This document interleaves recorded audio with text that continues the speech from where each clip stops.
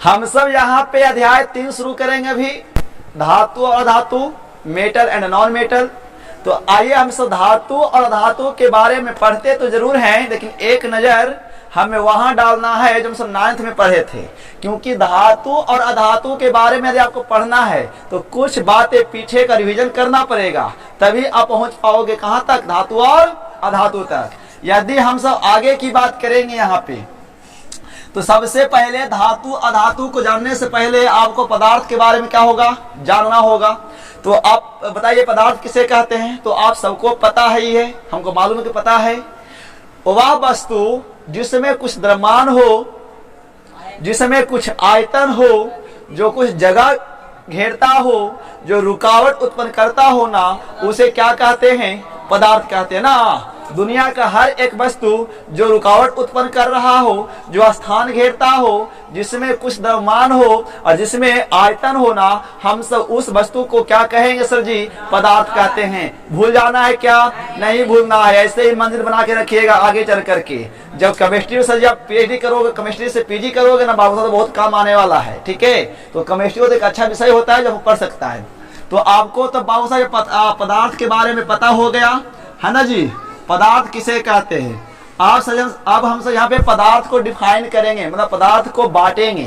तो हम सब पदार्थ को 2 भागों में बांटते हैं, और वो जो 2 भाग जो बांटने का तरीका है वो है शुद्धता के आधार पर। शुद्धता और अशुद्धता के आधार पर पदार्थ 2 प्रकार के होते हैं।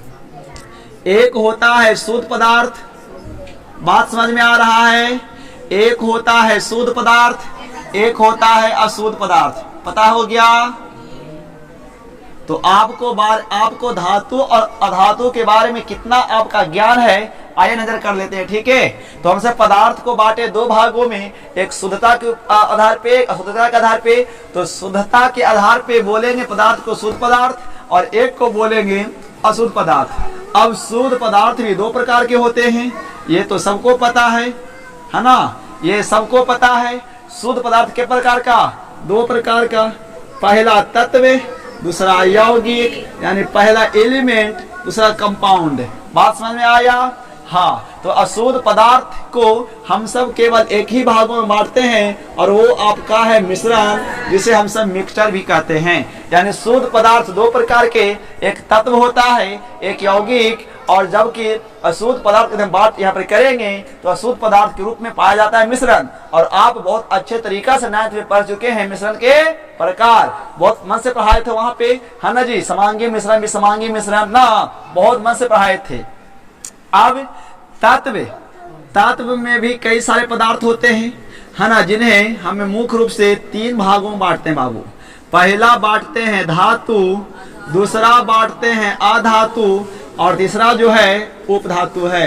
अब समझ में आया कि आपको कहां पहुंचना था? तो आपको यहां पहुंचना था, कहां पे, धातु और अधातु के रूप में पहुंचना था। तो हमें इसी के बारे में पढ़ना है, धातु और अधातु के बारे में। बात समझ में आया? चलिए अब हमें तत्व की बात करेंगे यहाँ पे। तो आप सबको पता है सर कि तत्व पूरे अभी तक केमिस्ट्री में 118 से अधिक तत्वों का खोज हो चुका है, लेकिन हमें अभी बाबू केवल टोटल 118 तत्व के बारे में पढ़ना होता है। इनमें से कुछ ऐसे तत्व जो प्रकृति में पाया जाता है, और कुछ ऐसे तत्व जिसको मनुष्य ने अपने इस्तेमाल के तरीकों से बनाया है, ठीक है। यदि टोटल 118 तत्व है, तो इसमें धातु की बात करेंगे सर जी, तो धातु की संख्या लगभग 91 से 92 होता है। यदि हम उपधातु की बात करेंगे तो कितना, धातु केवल ए बोस पट जा, ए बोस 3 गो पट जा ना जी, तो के गो गए 7 गो, ए बोस पट जा, 1 2 3 4 5 6, ए बोस पट जा, 1 2 3 4 5 6 गो, 7 गो होता है, शायद 7 गो होता है। ए बोस पट जा, हाँ 7 गो ही होता है। हाँ जा ऐसा दिखना होता है ना, अर्सेनिक होता है ना। हाँ, तो ये 7 गो उपधातु हैं। और यदि हम इसमें अधातु की बात करेंगे तो अधातु की संख्या 92 और 7 कितना हो गया, 99, 99 और 19 कितना नहीं 20 होता है।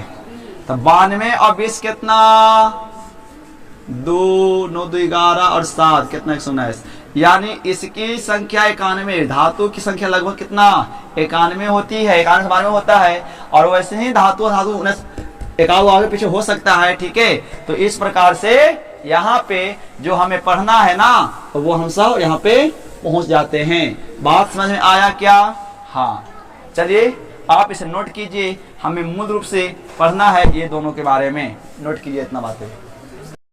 यहाँ तक हो गया है तो आगे बढ़ा जाए। तो हमने अभी जाना कि हमें क्या पढ़ना है।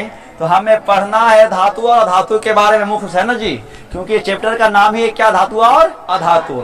अब आपको एक बात पता है, धातु के रूप में कौन कौन से ऐसे तत्व जो धातु कहलाते हैं, जैसे सोना हो गया, एल्युमिनियम हो गया, चांदी हो गया, लोहा हो गया ना, ये सब क्या है, धातु है। जबकि हम सब क्या बात करें, अधातु की बात करें तो जैसे ऑक्सीजन हो गया, कार्बन हो गया, है ना, नाइट्रोजन हो गया, ये सब क्या है आपका यहाँ पे, सल्फर हो गया, आयोडीन हो गया, ये सब क्या है, अधातु है। और हम जब उप धातु की बात करेंगे तो 7 उप धातु होता है ना, एंटीमनी, है ना, बोरॉन, है ना जी, आर्सेनिक, जार्नियम, टाइटेनियम ना, ये सब कब से सब क्या है, उप धातु है। तो जो हमें मूल रूप से यहाँ पढ़ना है धातु और अधातु के बारे में, ठीक है। तो चलिए तो हम इसको रफ करते हैं और आगे की ओर बढ़ते हैं। पता है कुछ ऐसे तत्व हैं बाबू, कुछ ऐसे तत्व हैं हम जिसे सामरिक तत्व कहते हैं। क्या कहते हैं, सामरिक तत्व। अब सवाल ये उठता है कि सर सामरिक तत्व क्या होता है, सामरिक तत्व किसे कहते हैं उसके बारे में। तो आपको पहले यहाँ पर बात पता होना चाहिए। कभी कभी 2 नंबर का सवाल एग्जाम में पूछ देता है कि सामरिक तत्व क्या है। तो याद रखिएगा वैसा तत्व जो मुख्य रूप से धातु ही होते हैं, ठीक है।